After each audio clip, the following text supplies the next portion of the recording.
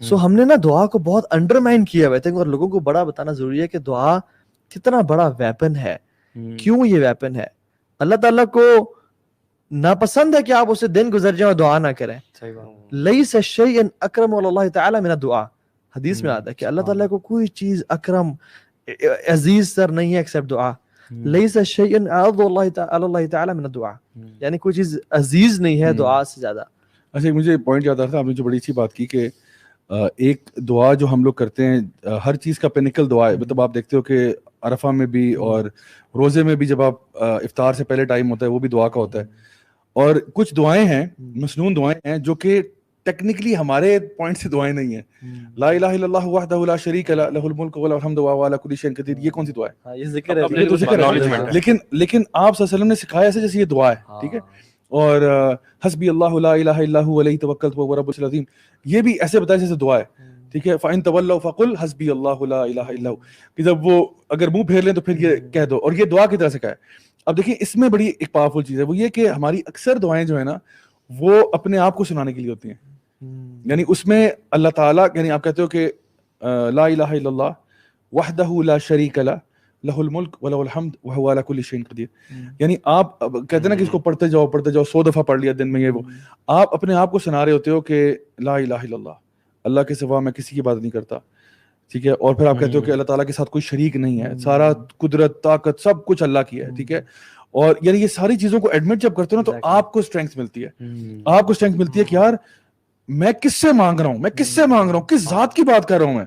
اگر وہ میرے ساتھ ہے تو یار ٹینشن ہی کوئی نہیں. پھر تو آپ دل میں دعا کریں اور ختم کریں بات. یار آپ یہ ذکر جو ہے نا آپ کو بس آپ کو اسٹرینگتھن کر رہا ہے. آپ اپنے آپ کو سنا رہے ہیں کہ بھائی میں کس سے دعا کر رہا ہوں. کیونکہ ہم لوگ اکثر اوقات دعا میں جو ہے نا وہ بڑے یعنی ادھر ادھر دیکھتے ہوئے دعا مانگ رہے ہوتے ہیں. مطلب ہمیں نا فوکس نہیں ہوتا. اور حدیث میں آتا ہے کہ ایسی دعائیں اللہ تعالیٰ قبول نہیں کرتا جو ڈسٹریکٹڈ ہارٹ کی دعائیں ہوتی ہیں. تو اگر آپ پہلے اپنے آپ کو زون کریں نا، لا الہ الا اللہ وحدہ لا شریک لہ لہ الملک ولہ الحمد وہو علی کل شیء قدیر. اللہ ہر چیز پر قادر ہے، ہر چیز پر قدرت اللہ تعالیٰ کی. اللہ ایک ایک ذرے پر قادر ہے، ایک ایک پتے پر قادر ہے، بارش کے قطرے پر قادر ہے. تو میرے پرابلمز کو کیوں نہیں اللہ تعالیٰ فکس کر سکتا؟ بالکل کر سکتا ہے. جب یہ عقیدہ آپ کے اندر ہوگا نا دعائیں خود بخود سالو ہو جائیں گی. وہ جو صحابی آئے تھے نا اور دعا کرنے آتے ہی دعا کرنے شروع ہو گیا. انہوں نے کہا قد عجلت، تو نے بہت جلدی کی. رسول اللہ کیا کروں میں؟ انہوں نے کہا اللہ تعالیٰ کی حمد و ثنا بیان کرو. مینرز کا بھی نہیں پتہ لوگوں کو بالکل نہیں پتا. بلکہ علی بن ابی طالب کہتے ہیں یا عبداللہ بن عباس کہتے ہیں، ان میں سے ایک صحابی مجھے ایگزیکٹلی بول رہا ہے کہ جو شخص اللہ کے نبی پہ دعا پہ درود نہیں پڑھتا اس کو دعا قبول نہیں ہوتی. وہی کہتے ہیں. حدیث میں آتا ہے کہ پہلے آپ کو حمد و ثنا کرنی چاہیے، پھر نبی کریم صلی اللہ علیہ وسلم پر درود پڑھنا چاہیے، ورنہ دعا آپ کی معلق رہتی ہے ہوا میں. اینڈ میں بھی آتا ہے کہ اینڈ میں بھی دوبارہ سے آپ یہ کریں ادروائز وہ پھنسی رہتی ہے لائک کائنڈ آف سٹک. اور ایک صحابی نے کہا کہ وہ بلکہ انہیں صحابی نے کہا کہ رسول اللہ علیہ وسلم ٹھیک ہے میں دعا کو ڈیوائڈ کروں گا اللہ کی تعریف پہ اور نبی پہ درود پہ، پھر دعا کروں گا. تو انہوں نے کہا کہ میرے پہ اگر درود ان زدت فهو خیر لک، اگر تم زیادہ کرو تمہارے لیے بہتر ہے. انہوں نے کہا اوکے ٹھیک ہے رسول اللہ 50% درود 50% دعا. ان زدت فهو خیر لک، زیادہ کرو تمہارے لیے بہتر ہے. اوکے 75% دعا درود 25% دعا. انہوں نے کہا ان زدت فهو خیر لک، اگر تو زیادہ درود پڑھے گا تیرے لیے بہتر ہے. اور پھر کہا کہ رسول اللہ میں آپ پہ درود ہی پڑھتا رہوں گا اور کچھ نہیں پڑھوں گا. آپ نے فرمایا ان تکفا ہمک ویغفر لک ذنبک، یعنی تیرے غم سب گئے اور تیرے گناہ سب معاف ہو جائیں گے اگر تو یہی کرتا رہ جائے گا. یعنی اگر کسی شخص کے لیے دعا مانگنا بہت زیادہ ٹیکنیکل ہو رہا ہے، ٹھیک ہے، تو اس کو یہ کہا جائے کہ یار تم زیادہ مسئلہ نہ کر تو تم اس سے سٹارٹ کرو کہ ہر وقت درود پاک پڑھتے رہو. تمہارے سارے مسائل جو تمہاری دل کی ڈیزائرز ہیں جو بھی ہے انشاءاللہ جو جائز چیزیں اللہ تعالیٰ قبول کرے. اچھا میں یہ سمجھتا ہوں کہ جو میرے ساتھ کچھ ایسے میریکلز ہوئے نا جہاں پہ دعائیں قبول ہوئی ہیں، صرف دل میں سوچی تھی تو قبول ہو گئی، اس کے پیچھے یہ چیز بہت بڑی ہے کہ صرف کچھ دن کے کچھ اوقات ایسے ہیں جہاں پہ میں بیٹھا دعا کی نیت سے ہوں، لیکن سوائے اللہ تعالیٰ کی حمد بیان کرنے کے بعد اس کے بعد صرف درود کے علاوہ کچھ نہیں اور مانگا، کچھ نہیں اور اسی میں انوالو. اور میں نے بس یہ نیت تھی کہ میں نے اللہ سے مانگنے کچھ نہیں سوائے یہ کہ میں نے درود شریف پڑھنا ہے، اور پڑھتے جائیں جب تک کہ آپ تھک نہیں جاتے. sometimes we make wrong duas. ٹھیک ہے، یا اللہ مجھے لیمبرگینی دے دے، فراری دے دے، ٹھیک ہے، حالانکہ اللہ تعالیٰ کے علم میں اگر یہ اس کے پاس آگے تو یہ ایکسیڈنٹ ہوگا اور ٹانگ ٹوٹ جائے گی، تو بہتر ہے کہ تو صرف لا الہ الا اللہ وحدہ لا شریک لہ پڑھتا رہتا اور اللہ کی میں درود بھیجتا رہتا. کیونکہ تمہارے شیخ صالح المغاسمی ہے نا، ان کا بڑا بہترین واقعہ آتا ہے کہ ان کا ہارٹ سرجری تھی اور وینز بلاک تھیں اور ہارٹ کی کنڈیشن بڑی وہ تھی، تو ان کو آپریشن کیا گیا ان کا بڑے مشہور داعی ہیں سعودی عرب کے. ڈاکٹرز آئے, سرجری کی اور پھر وہ چلے گئے. when they came back, جب ان کو ہوش آیا تو دیکھا ڈاکٹرز کا پورا پینل اور ایکسٹرا ڈاکٹرز کھڑے ہوئے اور they are discussing. تو ان کا سب خیریت ہے. انہوں نے کہا کہ the surgery went wrong, ہمیں we have to redo the surgery اور ہمیں کرنا پڑے گا. کہتے ہیں میں بہت پریشان ہو گیا, پہلے تو پریشانی تھی لیکن جب دوبارہ کھولنا پڑے گا تو میں بہت پریشان ہو گیا. تو کہتے ہیں وہ لوگ چلے گئے اپنے اکوپمنٹس وغیرہ لینے کے لیے اور سرجری کرنے کے لیے. تو میں میرے چہرے پہ نا پریشانی کے اثرات دیکھ کے میرے ساتھ ایک لیبنیز نرس کھڑی ہوئی تھی جو کہ اسسٹنٹ تھی.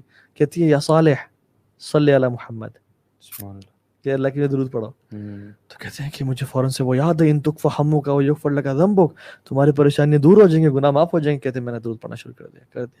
حتیٰ کہ کہتے ہیں کہ سبحان اللہ جب وہ ڈاکٹرز آئے دوبارہ سرجری کرنے کے لیے, they were amazed and surprised. ان کے چہروں پہ نا عجیب سی پریشانی کی. میں نے کہا خیریت ہے؟ کہتے ہیں the reports are clear الحمدللہ, سب دوبارہ ٹھیک ہو گیا. تو کہتے ہیں مجھے اس دن یقین آیا کہ دعا کتنی امپورٹنٹ چیز ہے. اللہ اکبر. ہم لوگ نا اس کو بہت انڈرمائن کرتے ہیں, ہم لوگ کرتے ہی نہیں ہیں. یعنی اللہ تعالیٰ کہتے ہیں کہ جو لوگ تکبر کرتے ہیں نا میری عبادت میں, سیدخلون جہنم داخرین, ان کو میں جہنم میں داخل کر دوں گا. اور یہ اس کے بعد کہا کہ ادعونی استجب لکم, یعنی اللہ تعالیٰ خود کہہ رہا ہے وقال ربکم ادعونی استجب لکم, میں تم سے کہہ رہا ہوں تمہیں دعا کرنی ہے اور میں دعا قبول کروں گا.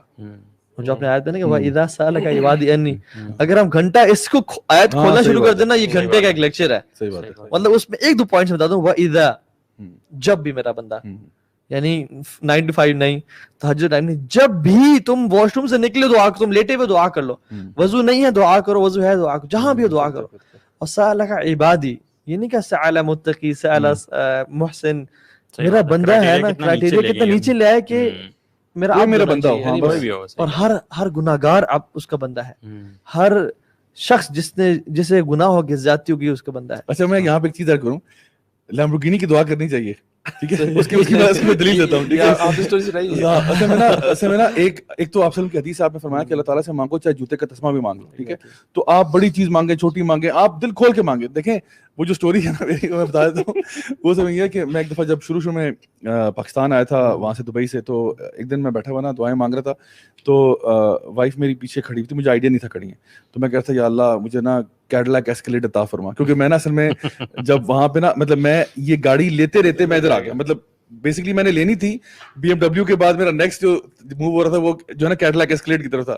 تو میں نے وہ چھوڑ چھاڑ کے نا سارا کچھ, میں پاکستان آ گیا, یہاں پہ اب اپنا کام شروع ہو گیا. تو میں اللہ تعالیٰ سے دعا کرتا کہ اللہ مجھے نا بلیک کیڈلاک ایسکیلیٹ عطا فرما, یا اللہ 20 انچ rims عطا فرما, ہاں پورا انٹیریئر جو لیدر انٹیریئر عطا فرما, ڈولبی ڈیجیٹل سراؤنڈ ساؤنڈ عطا فرما. تو میری بھائی بڑی پریشان تھی, یہ مطلب اس کو کس قسم کی دعائیں مانگ رہے ہیں نا. تو مولوی پاگل ہو گیا, دماغ جو ہے کھسک گیا اس کا, کہ ابھی کل تک کہہ رہا تھا تقویٰ عطا فرما, مجھے اخلاص عطا فرما, یہ کیا دعائیں شروع کر دی ہیں کیڈلاک ایسکیلیٹ. تو کچھ دیر کے بعد میں نے پیچھے دیکھا تو دیکھا کہ وہ وہاں کھڑی ہے. تو میں کہا رک جائے, بیٹھ جائے, میں سمجھاتا ہوں, لیٹ می ایکسپلین پلیز. تو میں نے سمجھایا کہ دیکھیں اللہ کے نبی صلی اللہ علیہ وسلم نے یہ بات ارشاد فرمائی کہ دعا کبھی ضائع نہیں ہوتی. یا تو آپ کو وہ چیز جو ہے وہ آپ کو آخرت میں آپ کے لیے بچا لی جائے گی, بڑی سی بات ہے, اور اگر جب آخرت میں ملے گی تو اس سے بہت بہتر ملے گی جو آپ نے سوچا تھا. بلکہ ایک انسان سوچے گا جب وہ دیکھے گا کہ اس کے بدلے میں کیا مل رہا ہے, وہ کہے گا کاش میری کوئی دعا ہی قبول نہ ہوتی, ساری میری آخرت کے لیے بچا لی جاتی. دوسرا تو پہلی بات ہے یہ, تو اگر میری دعا قبول نہ ہو اور مجھے آخرت میں مل جائے تو مجھے اس سے کیا اور اچھی کیا چیز ہو سکتی ہے.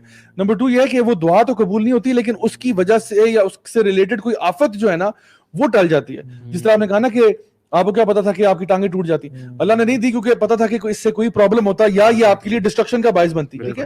آپ اس کو اچھا سمجھتے تھے لیکن وہ اچھی نہ ہوتی, ٹھیک ہے نا. اور یہ ہوتا ہے, اکثر ہوتا ہے کہ آپ نے کوئی چیز لے آتے ہیں اپنے شوق میں, آپ کہتے ہیں یار یہ غلطی ہوئی ہے یار بہت بڑی, مجھے نہیں کہنا چاہیے تھا.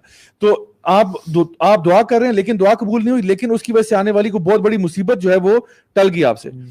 اور پھر تیسری چیز یہ کہ اللہ تعالیٰ عطا فرما دیتا ہے. تو میں نے بیگم سے کہا کہ بھائی اگر اللہ تعالیٰ نے عطا فرما دی تو پھر دیکھ you have a very cool maulvi riding in style.